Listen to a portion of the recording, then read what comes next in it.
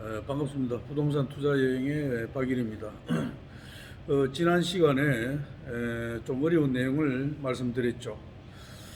따라서 좀 더 구체적인 내용을 이번 강의에서 말씀드린다라고 이미 말씀을 드렸습니다.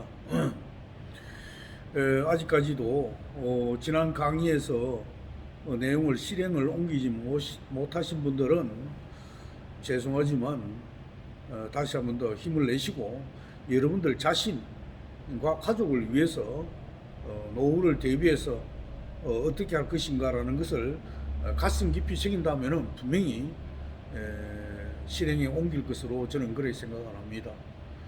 그 실행에 대해서 좀 더 다시 한 번 더 생각을 해 주시고 시간을 내야 됩니다.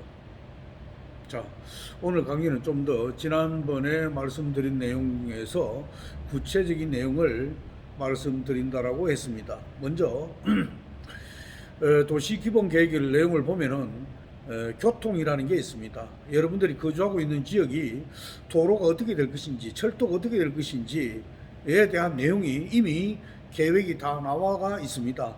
어느 날 갑자기 외곽 지역으로 돌다 보니까 도로 공사를 하고 있죠. 여기 무슨 도로지라고 일반인들은 쉽게 생각합니다. 그러나 그 도로는 이미 계획에 다 나와 있었던 것입니다. 어쨌든 교통은 여러분들 잘 아시다시피 사람이 모이려면은 교통이 받쳐주지 않으면은 안 됩니다. 강원도를 한번 보세요. 도로가 나기 전에는 어땠습니까? 어렵게 생각하지 마시고 간단하게 단순하게 생각하시기 바랍니다. 몇 년 전만 해도 경부 고속도로를 따라서 발전축이 이루어졌습니다. 그 다음에는 서해안 고속도로와 중부 고속도로가 됐죠. 앞으로 발전축은 제2 경부 고속도로, 즉 서울과 세종시가 될 가능성이 매우 높아 보입니다. 교통축은 잘 아시겠지만 교통축을 보기 위해서는 현재 만들어진 도로의 주변을 여러분들이 한번 볼 필요가 있습니다. 경부고속도로 주변의 도시를 한번 여러분들이 지도를 펴놓고 스마트폰으로 가지고 검색을 안 해보십시오. 어떻습니까? 서울에서 분당으로 해가지고 판교, 용인, 수원, 동탄, 안성, 평택, 천안, 대전, 대구, 울산, 부산 이런 식으로 쭉 연결이 되죠. 이런 도시들이 경부고속도로가 생기면서 도시로 발전된 것입니다. 한마디로 도로가 생기면서 인구가 늘어나고 도시가 확장된 것이죠. 따라서 과거를 보면은 현재와 미래를 알 수 있을 것입니다. 자, 도로, 철도, 고속도로 IC, 역세권 주변에 투자하는 것은 맞습니다. 그러나 이미 계획이 되어서 주민 공담을 하거나 기본 계획이나 노선 결정 고시가 된 지역이 아닌 이런 곳을 여러분들이 찾아야 합니다. 제2 경부고속도로 원삼 IC에서 동탄 신도시 간의 연결도로가 필요한 것입니다. 아직 계획만 있고 발표는 없는 도로지만은 꼭 필요로 하는 도로입니다. 이런 도로 주변이 바로 투자처가 되는 것이죠. 지금 한국도로공사라든가 국토교통부에 들어가서 우리나라 고속도로 전체 노선과 국가철도망 구축 계획 자료를 통해서 여러분들이 검토를 하고 또 검토를 한번 해보십시오. 지금 이 순간에도 전국에는 수많은 도로가 공사 중에 있습니다. 자, 그러면은 여기서 되새겨 봐야 할 것이 있죠. 바로 도로나 철도 예정지라고 해서 다 좋은 것일까요? 그것은 아닙니다. 현장에서 옥석을 가려내야 합니다. 조금만 깊이 생각하면은 고속도로 IC가 될 만한 곳이나 철도 역사가 예정되어 있는 곳이 어디인지를 누구나 알 수 있을 것입니다. 돈이 되는 정보를 본인 스스로 찾아낼 줄 알아야 성공적인 투자를 할 수 있는 것입니다. 그러나 누구나 다 아는 사실은 아니죠. 자, 그러면은 스스로 찾는 방법에 대해서 한번 볼까 합니다. 결론부터 먼저 말씀드린다면은 토지 이용 계획 확인원의 도시관리 계획 고시 내용을 검색해 보면은 그 지역 땅에 대한 윤곽을 찾을 수가 있습니다. 그것도 어렵다고요? 자, 그럼 예를 하나 들어볼까요? 제2경부고속도로인 구리에서 세종까지인데 IC가 어디에 들었을지를 인터넷으로 검색만으로도 알 수가 있습니다. 검색을 지금 한번 해보십시오. 지금 강의를 수도하시고, 듣는 강의를 수도하시고 검색을 한번 해보십시오. 검색을 했습니까? 만약에 안성 쪽 IC가 보계면 쪽에 생긴다는 가정을 해봅시다. 이 또한 인터넷 지도로 검색해 보시면은 해당 지역의 토지와 그 주변 지역을 위성사진으로 확인할 수가 있습니다. 주변에 농지나 임야가 대부분입니다. 과연 향후 이 지역이 어떻게 변할 것인지를 여러분들이 상상을 한번 해보십시오. 택지개발지구가 될 것인지, 아니면은 산업단지가 들었을 것인지, 아니면은 물류단지가 들었을 것인지, 아니면은 관광특구가 들었을 것인지 말입니다. 이런 전제를 가지고 현장을 보십시오. 이때 꼭 답사시에는 뉴스 기사와 해당 시청 등의 들어가서 공고사항을 프린트해서 참고하시면 더욱더 도움이 된다라고 말씀을 드렸습니다. 지난번 강의에서도 말씀드렸죠. 지역 언론에 나와 있는 개발과 관련된 내용을 프린트해서 직접 현장 답사시에 가져가라고 말씀을 드렸습니다. 이처럼 역세권도 마찬가지입니다. 도로 주변 투자도 마찬가지입니다. 많은 사람들이나 시중책에는 역세권 그렇게 말을 많이 합니다. 역세권도 옥석을 가려야 합니다. 한마디로 말로서는 정치인들처럼 부동산 투자도 너무 쉽게 이야기합니다. 그러나 실전에서는 투자를 해서 수익을 내는 것이 결코 쉽지 않습니다. 역세권 투자 역시 투자 시에는 먼저 생각해야 할 것이 있습니다. 이 역을 통해서 이용하는 이용객이 과연 얼마나 될 것인지를 파악해야 됩니다. 이는 해당 역사의 시청 홈페이지에서 검색이 가능합니다. 이 말은 뭐냐면은 역사가 들었을 적에 시청에서 또는 언론에서 보도를 하죠. 이 역이 생기면은 하루에 이 역을 이용하는 여행객 수와 객수가 어느 정도다라고 나오죠. 그것과 분석을 해보십시오. 어떻게 분석하느냐? 예를 들어서 대구의 동대구역에서 하루에 역을 이용하는 인구와 부산역에 이용하는 인구와 비교를 해보면은 이게 적다 많다, 어느 정도의 투자 가치가 있다 없다를 어느 정도 감을 충분히 잡을 수 있을 겁니다. 다음은 어떻게 됩니까?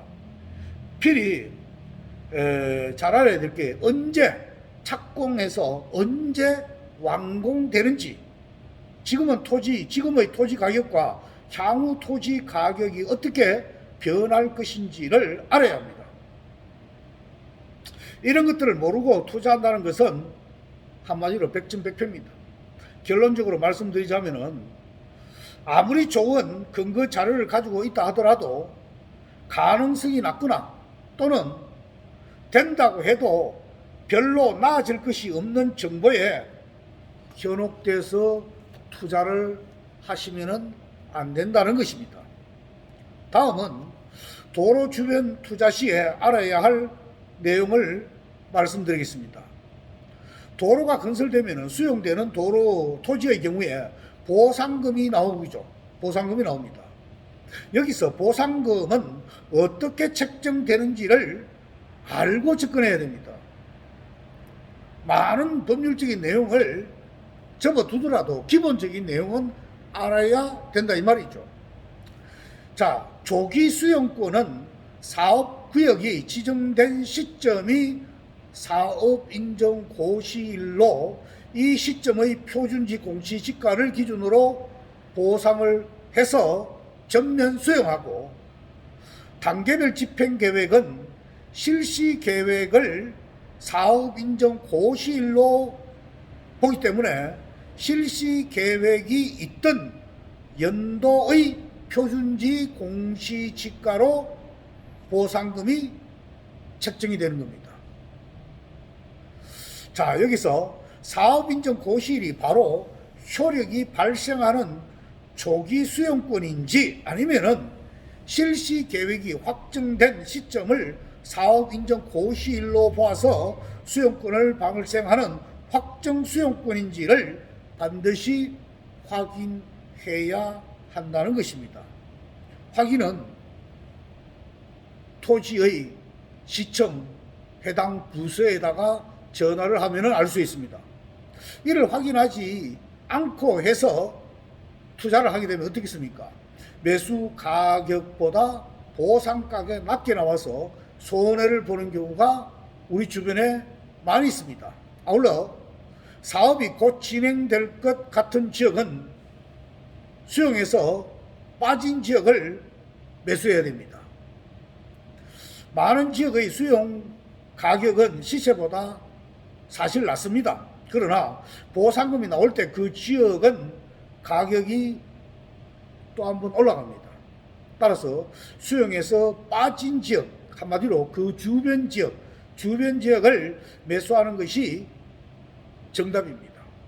자, 내용 중에서 사업인정 고시일이라는 용어와 단계별 집행계획이라는 용어를 말씀드렸습니다. 이 두 용어를 여러분들이 가지고 계시는 휴대폰으로 용어를 검색하시면 이게 무슨 말이다라는 것을 알 수 있을 것입니다. 간단하게 사업인정 고시라는 것은 어떤 도로가 만들어진다 그러면은 시행자가 계획을 잡죠. 계획을 잡으면은 그 계획이 진정성이 있는지 없는지를 시에서 검토를 한 다음에 최종적으로 그 사업을 인정을 해줍니다. 사업 인정을 해주게 되면은 그 인정하는 고시, 인정하고 고시를 하게 됩니다. 고시를 하게 되면은 그 사업 시행자는 그 도로를 만들 수 있는 특허권을 가지게 되는 겁니다. 그러면은 그 사업 인정 고시일에 되면은 그날부터 그 도로 땅을 시행자가 수용할 수 있습니다. 이해가시겠죠?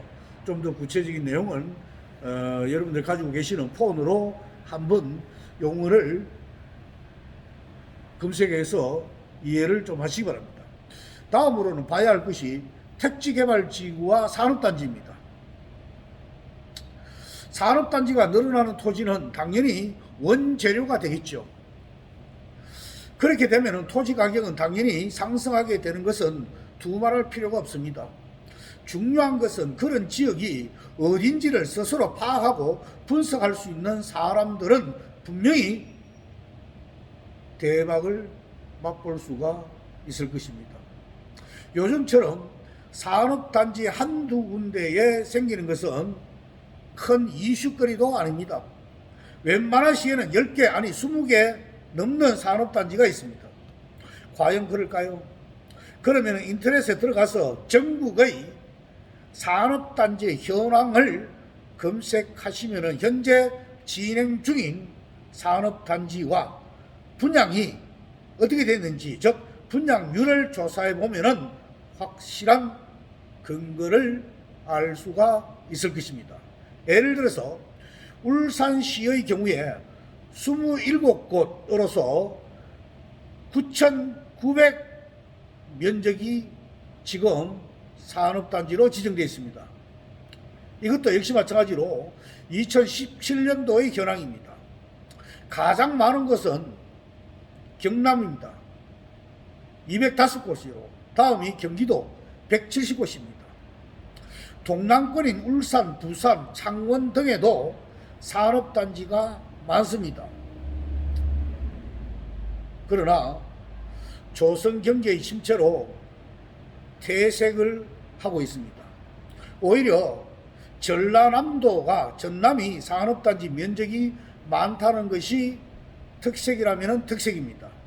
아무튼 분양률까지 확인해 보면은 기업들이 산업단지에 들어오려고 투자를 하고 있는지를 알 수가 있을 것입니다. 이런 결과는 추후에 분양률이나 인구 유입에 영향을 미칠 것입니다. 아울러 택지 공급을 보면은 1위가 경기도, 2위가 서울, 그 다음이 경남, 인천 순으로 되어 있습니다. 참고적으로 울산의 경우에 제주도보다 적은 전국의 꼴찌입니다. 택지 개발을 전혀 하는 데가 없습니다. 이는 결국 인구 순이동으로 연결되어지는 것입니다. 2017년도 기준으로 순유입 인구 1위는 화성시입니다. 화성시로서 11만 6,162명이었습니다. 2위가 세종시고 3위가 김포입니다. 이들 지역은 모두 택지 개발 지구가 많다는 것이 특징입니다. 따라서 이들 지역 도시들의 집가 상승률은 당연히 높을 수밖에 없는 것이죠. 지금 검색해 보십시오. 결과적으로 투자자 자신의 원하는 지역이 있다고 한다면은 인구, 교통, 산업단지, 택지개발지구 이 네 가지를 분석하십시오. 그리고 개발 이슈까지 분석한다면은 어디에 투자를 해야 하는지를 분명히 알게 될 것입니다. 이해가 가십니까? 아직도 이해가 안 된다라면은 반복해서 강의를 들으십시오. 그러면 분명히 보일 겁니다. 인구가 늘어나는 곳은 땅 가격이 당연히 오른다고 했습니다. 화성시, 남양주시, 용인시, 천안시, 수원시, 김해시, 고양시 등은 인구 증가율이 10% 이상입니다. 이들 도시를 관심 있게 봐야 합니다. 그러면은 인구 증가 자료는 어디에서 확인할 수 있을까요? 인구 증가 자료. 통계청에서도 확인할 수 있고 국토교통부에서 또는 각 지방자치단체의 사이트에서 확인할 수가 있습니다. 집가 상승률은 한국감정원이 한국부동산원으로 바뀌었죠. 한국부동산원으로 확인해 보면 됩니다. 따라서 한국부동산원에 들어가서 확인하면은 집가 상승률 어느 시에 얼마가 어떻게 되느냐 알 수 있습니다. 만약에 여러분들이 지금 살고 있는 지역의 집가 상승률이 몇 프로인지를 확인해 보십시오. 알 수 있습니다. 그러면 반대로 인구가 감소한 지역을 말씀드려 볼까요? 230여 개의 시군구 중에서 반 이상이 이미 쇠퇴하고 있습니다. 나머지 20%도 쇠퇴의 징후를 이미 보이고 있습니다. 한국의 인구 감소 현상은 한마디로 가장 걱정거리가 아닐 수 없습니다. 지방의 중소도시는 아마도 직격탄을 맞을 가능성이 상당히 높습니다. 인구 증가는 기업을 끌어들이는 효과가 있습니다. 현재 지방 중소도시의 절망은 아기를 낳지 않아서가 아니라 젊은이들이 도시를 빠져나가는 데 있는 것입니다. 울산의 경우에 2017년도 기준으로 11,526명이 빠져나갔습니다. 창원시는 8,595명이 빠져나갔습니다. 그만큼 경제가 어렵고 일자리가 줄어들었다는 증거입니다. 이런 통계치는 부동산에도 그대로 반영되는 거죠. 한마디로 인구가 빠져나가는 지역에서는 투자에 신중을 기해야 되겠습니다. 잘 아시겠지만 태백시나 삼척시, 문경시, 정성구는 석탄 산업으로 사양으로 인구 유출이 급격하게 이루어졌죠. 그뿐 아닙니다. 수산업의 쇠퇴로 인해서 여수라든가 동해 묵호항, 강릉시, 주문진항, 삼척시, 정나진항의 타격을 받았습니다. 거제시는 누구나 알듯이 상황이 더 심각합니다. 2016년도 한 해에 10,000명이 넘는 근로자분들이 일자리를 떠났습니다. 따라서 부동산 가격이 20%나 하락했습니다.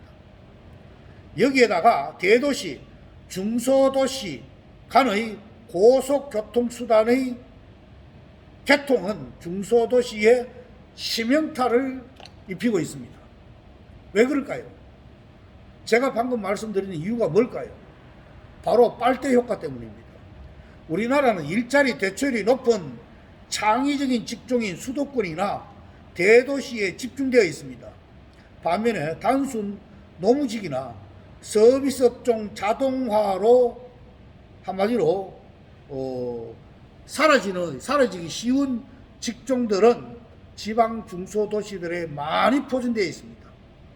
그렇다면 4차 산업혁명이 지방 중소도시의 일자리를 더욱더 빠르게 소멸시키는 것은 자명한 일이라고 보여집니다. 한마디로 고용이 없는 성장인 것입니다. 따라서 지방 중소도시의 토지에 투자할 경우에는 주의를 해야 한다는 것을 잊어서는 안 될 것입니다. 인구는 우리에게 어떤 시그널을 주고 있습니까? 인구는 줄어들고 있는데 아파트 가격은 상승하고 있습니다. 솔직히 말해서 작은 거래량은 가격을 왜곡시키고 있습니다. 어디가 꼭지인지 두려움을 가져야 할 것입니다. 한마디로 상투를 잡는 것이 아닌지를 걱정해야 한다는 말입니다. 산업단지를 하나의 예를 들어볼까요? 전국에 수많은 산업단지 개발을 했습니다만은 이는 과잉 공급으로 인해서 분양률이 제로인 산업단지들이 수없이 많습니다.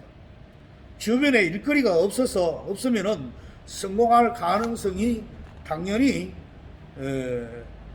없죠. 그렇지 않는 경우도 어렵습니다.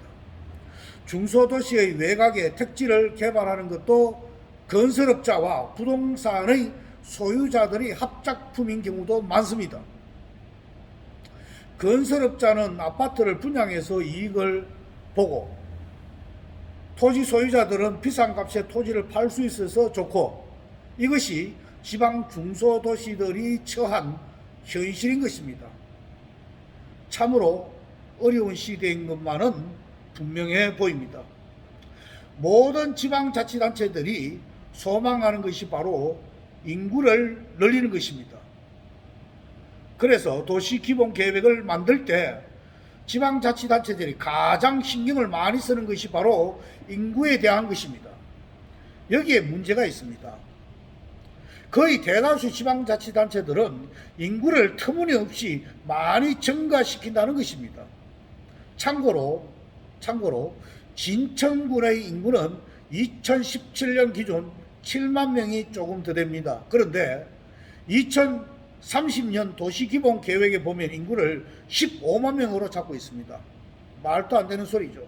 또한 2009년도에 1200만 명의 경기도는 2020년도 계획 인구를 1600만 명으로 잡았습니다.